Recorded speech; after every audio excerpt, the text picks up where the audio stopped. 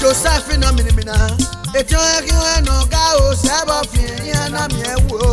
Yana mi ewu ya seti mi o di ono wa e o. Asuye o baba. Uno ga rege o mi o para kono daji. Irun egbe anu menwa e o sage no ya gwali Jesu. Bada bio e o sage no ya gwali Jesu o. Iye ya mami Jesu. Iye zede me ya koyoko. Iye mami Jesu ne iye zede me ya koyoko. Iye sabora me ya koyoko. Ọmọ nu we gere baba no dori yo bo me.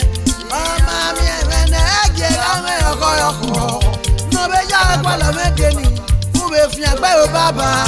O fi agba dano me o di no ma ya o.